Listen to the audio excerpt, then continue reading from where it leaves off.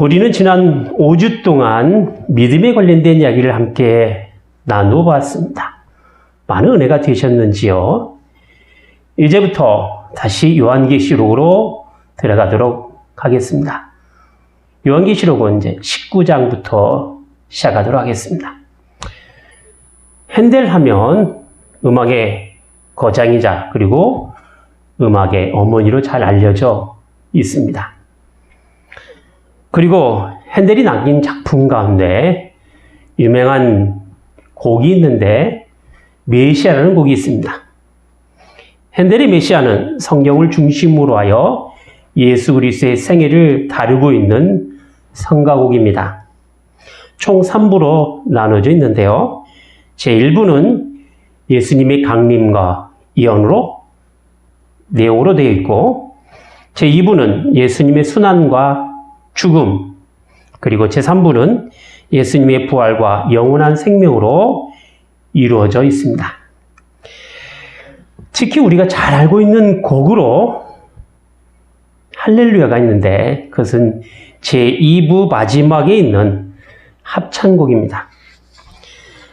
그 할렐루야라는 합창곡의 내용을 보면 할렐루야 전능의 주가 다스리신다.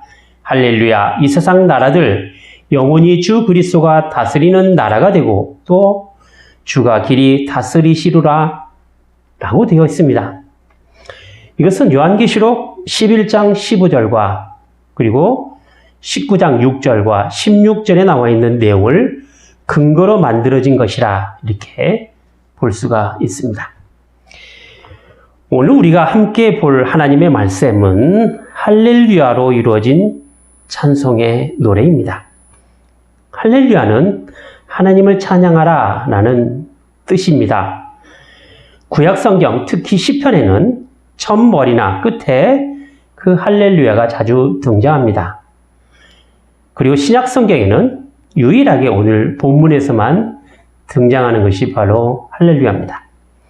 오늘 본문에는 총 4번의 할렐루야가 등장하죠.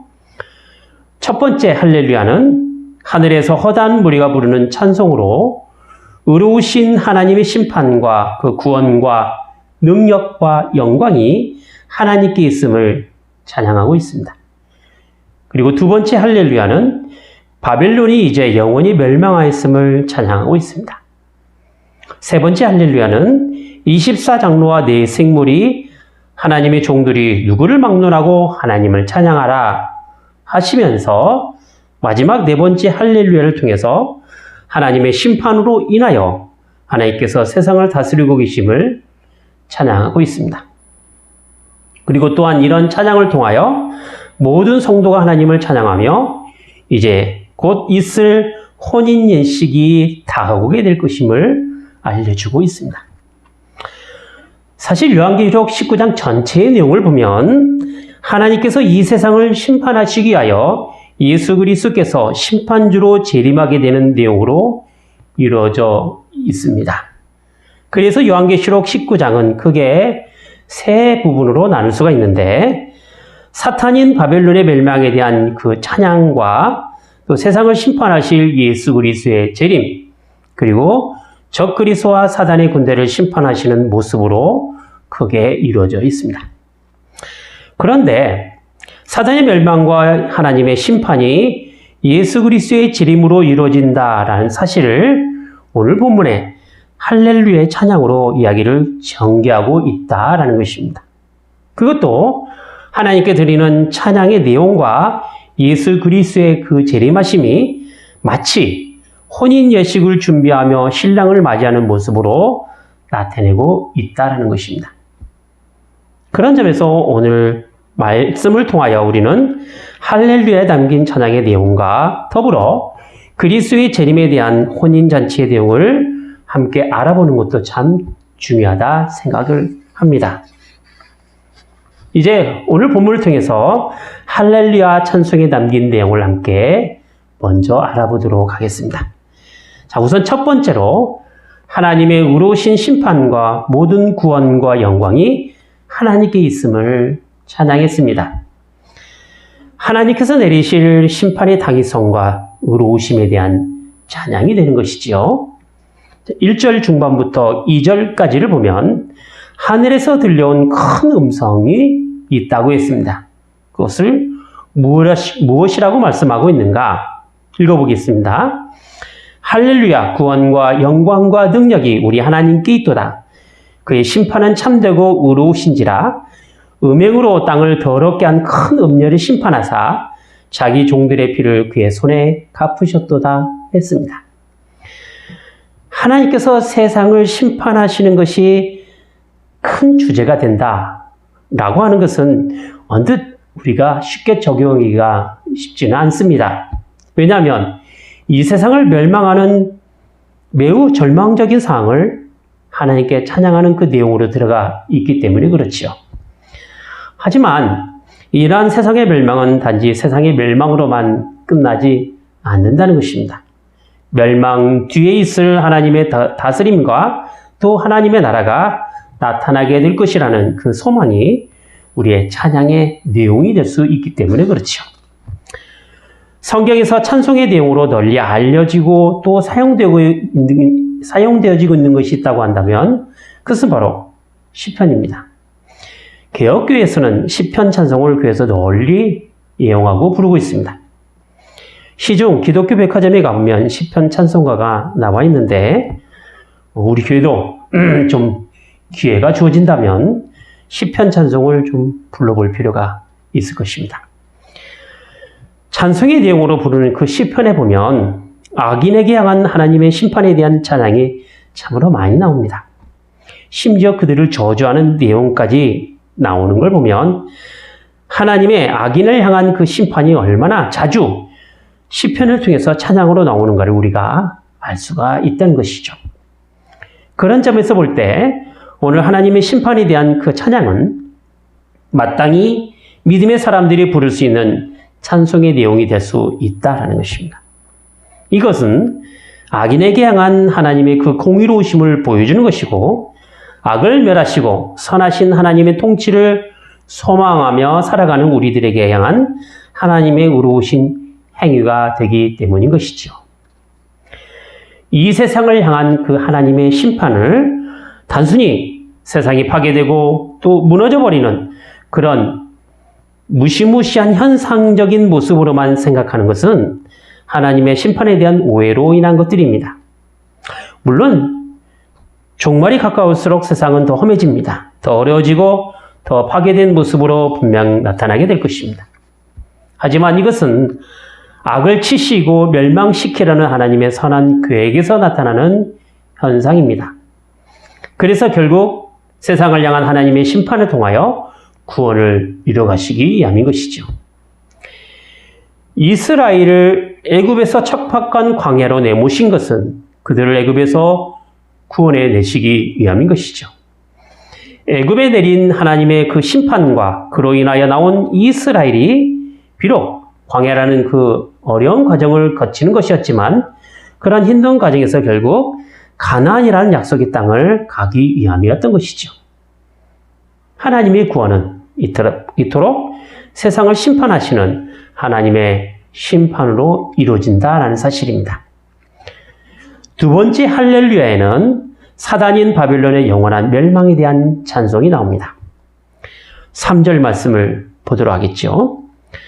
두 번째 가로되 할렐루야 하더니 그 연기가 세세토록 올라가더라 했습니다. 여기 연기가 세세토록 올라간다라는 것은 바벨론의 철저한 멸망을 보여준 시각적인 표현입니다. 전쟁으로 인하여 황폐해진 그 흔적에는 무너진 것과 타다 남아버린 연기만 자욱하게 있을 뿐입니다. 그리고 이러한 시각적인 표현 방식은 소돔과 고모라의 멸망에서도 보여주고 있는 것처럼 연기가 올라오고 있는 것으로 표현하고 있다는 것이죠. 즉 멸망의 표현을 연기가 올라오는 것으로 하고 있는 것이죠. 그런데 이러한 연기가 세세토록 올라간다라고 말하는 것은 바벨론의 멸망이 결탄코 꺼지지 않을 영원한 멸망이 되어서 더는 세상에서 기억하지 않게 될 것임을 확인해 주고 있는 것입니다. 하나님께서는 이렇게 확실하고도 영원한 심판을 사탄에게 내리고 있는 것입니다. 사실 하나님께서 내리실 심판은 2절 말씀이 있는 것처럼 음행으로 땅을 더럽게 한 음녀를 향한 그 심판임과 동시에 사단의 핍박으로 인하여 성도들이 피를 흘린 것에 대한 하나님의 분노이기도 합니다. 마지막에 일어날 여러 가지 현상은 단지 인간들이 함부로 버린 그 오염된 쓰레기로 인한 환경 오염이나 생태계 위험만이 아닙니다. 심각한 것은 날로 사악해져 가고 온갖 거짓과 속임수가 난무하게 되며 사랑이 식어져가는 인간들의 모습이라는 것입니다. 가족이 무너지고 사회가 무너지고 인간관계가 무너진 것은 하나님께서 세우신 모든 질서를 무너지게 하는 사단의 공격으로 인한 것들입니다. 그뿐 아니라 예수를 믿는 사람들은 사단의 공격과 속임수에 의하여 많은 공격과 괴로움을 당하게 될 것이며 때로는 유혹으로 인하여 넘어지고 또한 쓰러지게 될 것입니다. 음녀의 모습을 한 사단은 가증스럽게도 하나님을 업신여기며 하나님의 일을 회방합니다. 그리고 하나님께 속한 사람들을 서로 잡아 죽이게 되고 이 세상의 권세와 경제로 짐승의 수를 이용하여 자신의 손아귀에 들어오도록 하여 온갖 거짓과 또 속임수에 동참하도록 합니다. 참되고 살아계신 하나님을 섬기기보다는 말도 못하는 우상을 섬기도록 한다는 것이죠. 그래서 모든 인간을 무지와 거짓됨으로 몰아넣게 한다는 것입니다. 이렇게 영적 무지함으로 살아가게 해서 결국엔 사단 자신과 함께 지옥 자식 만들어버리는 것이죠. 아무리 똑똑한 사람이라도 악한 사단의 괴락에 빠지게 되면 거기서 빠져나오지 못하게 됩니다. 마치 이단에 빠진 사람이 거기에 빠져나오지 못하던 말이죠. 판단력이 흐려집니다. 정상적인 사고방식을 갖지 못하게 됩니다. 그리하여 그만 어둠의 세계로 가고 마는 것이죠. 마지막 때 하나님의 말씀이 내 안에 있지 않게 되고 세상의 기준에 따라 거짓과 악함에 익숙하게 되면 그리로 흘러갈 수밖에 없는 것입니다.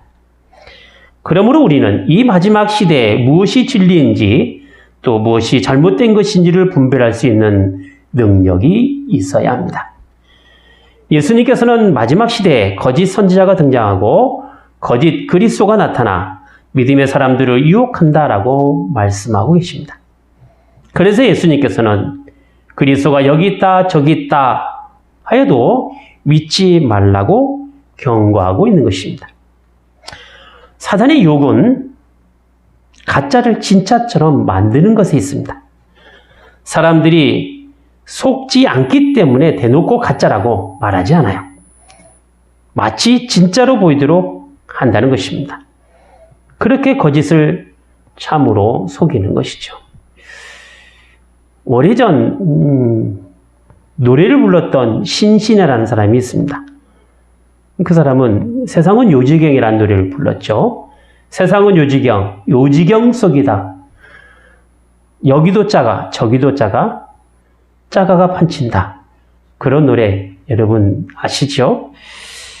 여러분 요지경이 뭡니까? 요지경은요, 거울에 비친 그 세상을 요지경이라고 하죠. 거울은 반대지 않습니까? 그러니까 나는 오른손인데 거울은 왼손으로 들리고 내가 왼손인데 거울은 오른손으로 들리지 않습니까? 가짜가 진짜처럼 살아가는 세상이 바로 요지경 세상이요. 오늘날 이 세상의 모습이 아닌가 이런 생각이 듭니다. 그래서 우리는 이 세상을 살아갈 때 무엇이 올바른 것인지 어떤 것이 진리인지를 바르게 알고 바르게 믿고 살아가야 합니다. 세상의 철학과 헛된 속임수는 우리를 구원함에 이르게 하는데 필요한 그 진리가 되지 못합니다. 그리고 사람의 유전이나 세상의 초등학문도 예수 그리스도를 믿는 믿음의 내용이 아니라는 것이죠. 우리가 진리를 알고 구원의 삶을 누릴 수 있는 길은 오직 복음이신 예수 그리스도와 그분의 말씀인 성경을 알고 또한 믿는 것에 있습니다. 이 세상을 살아가는 삶의 방법들은 여러 가지 세상의 학문을 통해서 알고 삶의 경험을 통해서 터득해 나갈 수 있을 것입니다. 그리고 그것으로 먹고 살아가게 되죠. 하지만 그것이 우리를 구원의 진리로 이르게 하지는 못한다라는 것입니다. 구원에 이르는 것은 오직 성경뿐입니다. 디모데후서 3장 16절과 17절 말씀을 보면 모든 성경은 하나님의 감동으로 된 것으로 교훈과 책망과 바르게 함과 의로 교육하기에 유익하니 이는 하나님의 사람으로 온전케 하며 모든 선한 일을 행하기에 온전케 하려 하심이라 이렇게 말씀하고 있는 것입니다. 진리는 언제나 하나님의 말씀을 통해서 나오게 됩니다. 자, 이제 세 번째 할렐루야 함께 보도록 하겠습니다. 세 번째 할렐루야는 본문 4절과 5절에 나와 있지요. 여기에 나오는 할렐루야는 24장로들과 네 생물이 부르는 찬양으로 모든 구원의 하나님께서 세상을 다스리시고 심판하신다라는 사실을 찬양했습니다. 사실 24장로들과 네 생물이 부르는 그 찬양은 오늘 본문에서만 등장하는 것이 아닙니다. 처음 사도 요한이 하늘의 환상을 보기 시작할 때에도 하늘의 보좌 옆에서 24장로와 네 생물은 하나님을 찬양했습니다. 심판과 구원의 하나님께 향한 그 찬송은 언제나 24장로들과 네 생물이 부르는 찬양의 주된 내용이었던 것입니다. 그러니 오늘 본문에 등장하는 24장로들과 네 생물은 이제 그들이 부른 찬양이 하나님의 마지막 심판으로 온전하게 이루어지게 될 것인데 더 적극적으로, 더 기쁨으로, 더 감사함으로 할렐루야 찬송을 마땅히 부르게 되는 것이죠. 그리고 네 번째 할렐루야는 하나님의 통치하심에 대한 찬양이 나오게 됩니다. 더 나아가 그들이 부르는 찬양에는 모든 성도에게 찬송할 것을 권면하는 그 내용이 함께 들어가 있습니다. 7절 초반부를 한번 보도록 하겠죠. 우리가 즐거워하고 크게 기뻐하여 그에게 영광을 돌리세 했단 말입니다. 자, 그동안에 소망했던 모든 일이 드디어 하나님의 심판을 통해서 이루어지게 된 것입니다. 이에 대한 감사는 마땅히 모든 성도에게 다 있어야 할 것임을 이야기하고 있는 것입니다. 이것은 마치 우리의 신앙이라는 것이 단지 속으로만 감추어진 나만의 비밀스러운 내용이 아니라 모든 교회가 알아야 하고 모든 사람들이 알아야 하는 기쁨의 내용이고 모든 성도들이 공유해야 되고 그리고 모든 성도들이 고백해야 될 복된 소식이 되는 것입니다. 신앙은 자신의 전유물이 아닙니다. 다 믿음의 사람들이 알아야 되고 다 믿음의 사람들이 함께 공유해야 될 진리의 내용이고 또 삶의 체험이 되어야 하는 것입니다. 그런 점에서 모든 성도들은 진리의 교제를 함께 나눌 수 있어야 됩니다. 그 진리의 교제의 장이 바로 교회가 아니겠습니까? 물론 잘못된 체험과 내용은 배척해야 됩니다.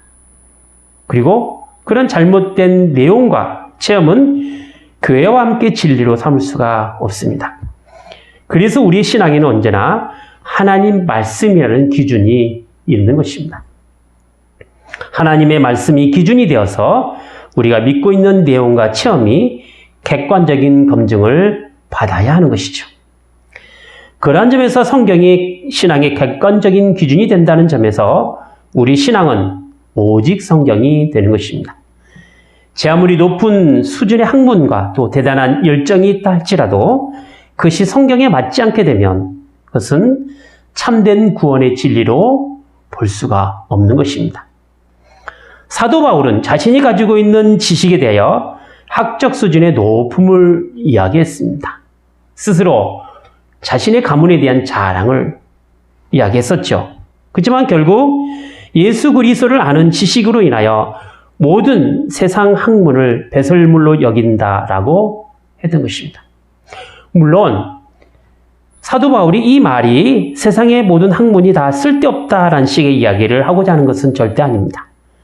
자신의 구원과 관련해서 그리스도 안에 있는 진리가 그동안 알았던 세상 학문을 버릴 만큼 소중하다라는 것을 고백하고 있는 것이죠. 특히 마지막 시대의 믿음으로 살아가는 사람들에게 있어서는 더욱 더한 것입니다.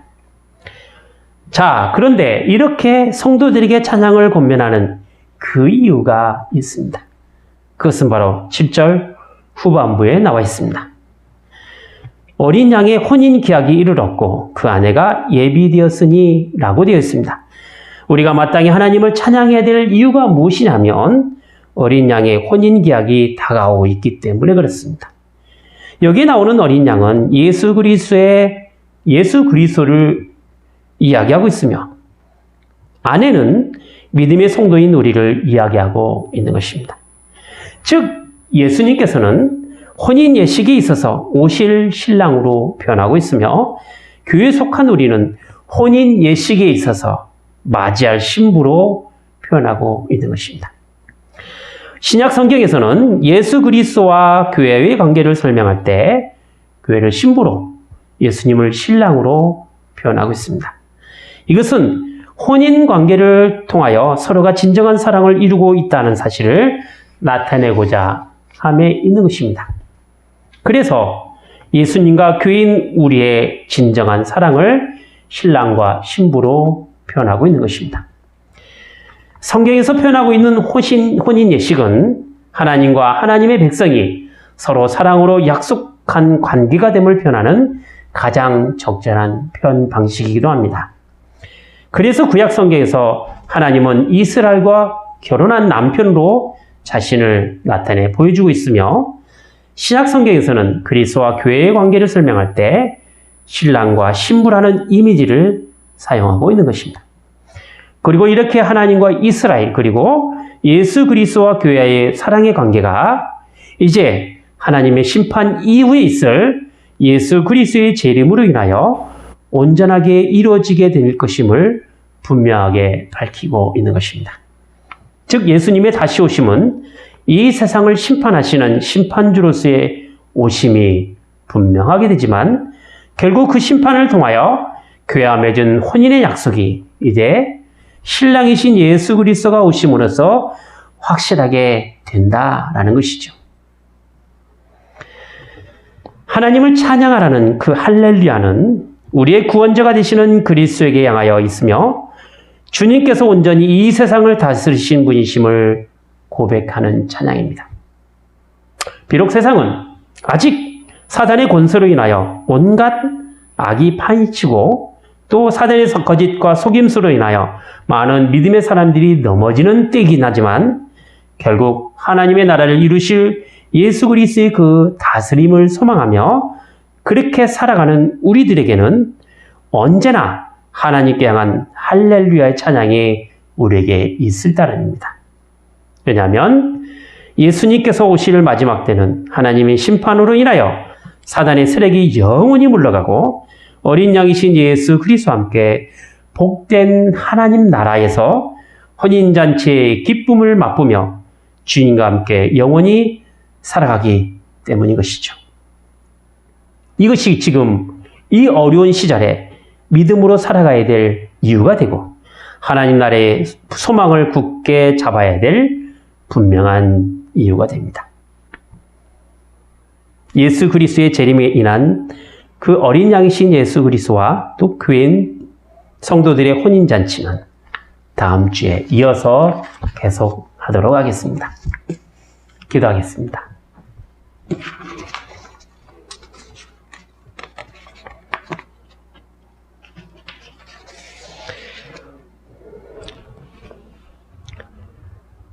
거룩하신 아버지 하나님,